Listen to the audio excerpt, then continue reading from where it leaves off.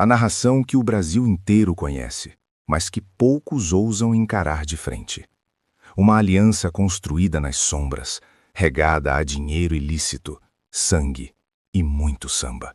Uma organização criminosa que por décadas não apenas financiou o maior espetáculo da Terra.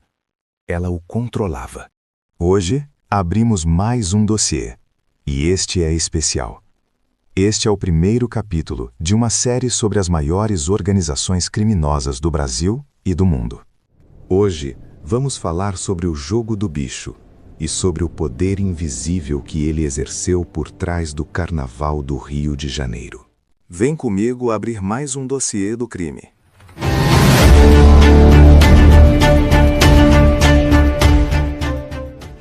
Corre o ano de 1892.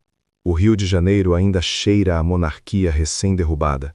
A escravidão foi abolida há apenas 4 anos e uma cidade inteira tenta se reinventar.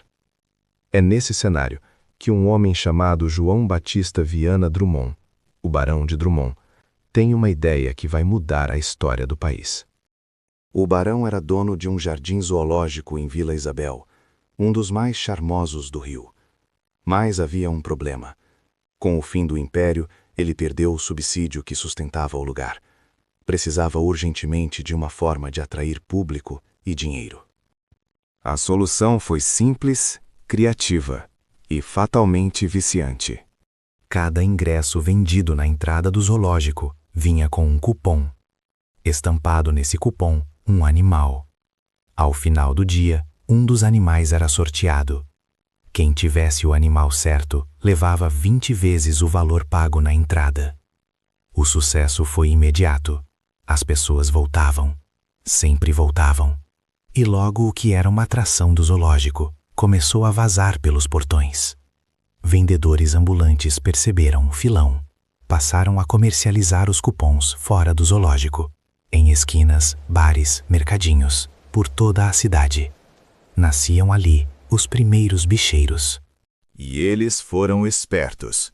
Para ganhar a confiança do público, fixavam os resultados em postes, bares e bancas. Pagavam os prêmios em dia, sem atraso, sem enrolação. Num país onde a população mais pobre não tinha motivos para confiar em ninguém, os bicheiros construíram algo raro, uma reputação de honestidade. O jogo cresceu, e com ele as possibilidades. O apostador já não precisava apenas escolher um animal. Podia jogar na centena, no milhar, numa combinação de números atrelados a cada bicho. Revistas começaram a circular com resultados, palpites e até interpretações de sonhos para orientar as apostas. Pense num contexto. Uma população recém-liberta da escravidão. Imigrantes chegando de todos os lados, sem emprego formal, sem perspectiva, sem rede de proteção. A esperança de ganhar um dinheiro extra com uma aposta de centavos era mais do que tentadora. Era uma das poucas faíscas de esperança disponíveis. Em 1895, o governo proibiu o jogo do bicho. Mas já era tarde demais. A jogatina estava enraizada na cidade. Os pontos de venda se espalhavam por bancas próprias, bares, depósitos. E os donos desses pontos, os chamados banqueiros, já movimentavam fortunas. Nenhuma lei ia parar isso. Para entender como o jogo do bicho chegou ao carnaval, precisamos conhecer um homem. Natal José do Nascimento. Conhecido como Natal da Portela, Natal começou sua vida longe do crime. Trabalhou por anos em uma ferrovia, honestamente, até que um acidente mudou tudo. Ele perdeu um braço. Com a indenização recebida, tomou uma decisão que definiria o resto da sua história. Investiu em bancas de jogo do bicho. Era 1928 e Natal tinha talento para os negócios. Nas décadas de 1940 e 1950, ele já era um dos banqueiros mais reconhecidos do Rio de Janeiro, mas o que torna sua história singular não é o crime, é o samba. Natal era um dos fundadores da Portela, A escola de samba, nascida em 1923, no bairro de Oswaldo Cruz, literalmente no fundo da casa do pai dele. Ali, um jovem Natal via o bloco crescer ao lado do amigo Paulo de Portela, o homem que daria nome à agremiação. Quando Paulo morreu, Natal assumiu uma missão: transformar a Portela na maior escola de samba do Brasil. E foi exatamente o que fez. A partir dos anos 40, quando sua posição no jogo do bicho já era sólida, ele começou a injetar dinheiro da contravenção nos desfiles, na construção da sede, na estrutura da escola. O resultado foi visível. E os outros bicheiros notaram. Natal estava sendo tratado de forma diferente. Era respeitado, admirado, celebrado. Não mais como um contraventor, mas como um benfeitor da comunidade. O dinheiro sujo encontrara uma vitrine reluzente. Em 1976, a Beija-Flor de Nilópolis homenageou Natal com um enredo emblemático: Sonhar com o Rei da Leão. Uma exaltação aberta ao bicheiro e ao jogo que ele representava. O submundo e o espetáculo, de mãos dadas na avenida, dando o campeonato à Beija-Flor. Mas nem tudo era glória e confete. Entre os anos 1960 e 1970, o jogo do bicho entrou em uma fase sombria. Os grandes banqueiros começaram a disputar territórios com uma violência brutal. Conflitos armados pelo controle de bancas e zonas da cidade deixaram centenas de mortos. Era uma guerra silenciosa, travada nas ruas do Rio, longe dos holofotes do carnaval. A lógica era simples e cruel. Quem controlava mais bancas, controlava mais dinheiro. Quem controlava mais dinheiro, tinha mais poder. E poder, naquele mundo, se defendia com bala. Os pequenos bicheiros foram sendo engolidos. Ou trabalhavam para os grandes, obedecendo suas regras, ou desapareciam.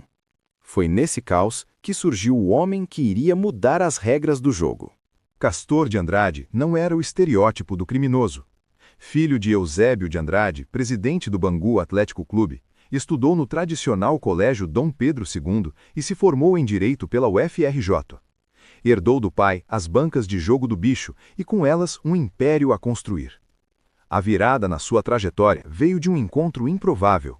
Castor conheceu e deu abrigo a um mafioso italiano chamado Antônio Salomone. E Salomone trouxe consigo a sabedoria das grandes organizações criminosas do mundo. Para manter a paz, você precisa de um grande acordo, de uma cúpula, de um estatuto. Cada um precisa saber o que pode e o que não pode fazer, e o território de cada um precisa ser respeitado. Castor ouviu e agiu. Ele reuniu os principais contraventores do Rio de Janeiro em torno de uma mesa. Propôs o fim das guerras, propôs divisão, propôs organização. Nasceu assim a Liga Independente dos Bicheiros, uma estrutura criminosa com regras, hierarquia e território demarcado. A cidade foi fatiada entre os grandes banqueiros, cada um responsável por sua zona, cada um patrono de sua escola de samba. A paz chegou, e com ela uma transformação de imagem que beirava o absurdo. Sem conflitos armados nas ruas, com dinheiro bancando os desfiles mais luxuosos do carnaval, os bicheiros passaram a ser vistos como benfeitores, foram abraçados pela imprensa, estamparam as principais revistas e jornais do país em fotos ao lado de políticos, artistas e comunicadores. A máscara estava posta e era feita de lantejoulas. Foi então que a grande cúpula do jogo do bicho deu o passo definitivo. Em 24 de julho de 1984, criaram a LIESA, Liga Independente das Escolas de Samba do Rio de Janeiro. Seu objetivo oficial era gerenciar o grupo especial, negociar direitos de transmissão, obter patrocínios e organizar a infraestrutura dos desfiles na Marquês de Sapucaí. Na prática, era a oficialização do poder criminoso sobre o maior espetáculo do Brasil. O primeiro presidente da LIESA foi Castor de Andrade. Ele se autodeclarava um bicheiro romântico. Não admitia que o tráfico de drogas se misturasse aos seus negócios. Dizia ter um código de honra. No final dos anos 1980, Foi listado como o segundo homem mais rico do Brasil. Foi patrono da Mocidade Independente de Padre Miguel, escola que ajudou a conquistar os títulos de 1979, 1985, 1990, 1991 e 1996. Mas seu dinheiro circulava por todo o carnaval, numa época em que nenhum outro contraventor tinha a coragem de aparecer tanto. Castor de Andrade morreu em 11 de abril de 1997, aos 71 anos, de um infarto fulminante, enquanto jogava cartas na casa de um amigo no Leblon. Castor não estava sozinho nessa estrutura. A cúpula dos bicheiros era formada por nomes poderosos, cada um com seu território, sua escola e sua história. Ailton Guimarães Jorge, o Capitão Guimarães, foi ex-patrono da Vila Isabel e presidente da Liesa entre 1987 e 1993, e novamente de 2001 a 2007. Antes de se tornar bicheiro, foi oficial do Exército durante a ditadura militar, e foi acusado de ser torturador. Ao deixar a farda, trocou a violência de Estado pela violência da contravenção. Dividiu o controle da Vila Isabel com outro bicheiro chamado Miro, que depois seguiu para o Salgueiro. Anísio Abraão Davi veio de uma família libanesa que se fixou em Niópolis, na Baixada Fluminense. Desde os anos 60 atuava no jogo do bicho. Tornou-se patrono e presidente da Beija-Flor de Niópolis por mais de 5 décadas, acumulando 13 títulos desde 1976, transformando uma escola do interior da Baixada na maior campeã do Carnaval carioca. Foi presidente da Liesa entre 1985 e 1987. Luizinho Drummond, sambista e bicheiro, controlava o jogo na zona da Leopoldina.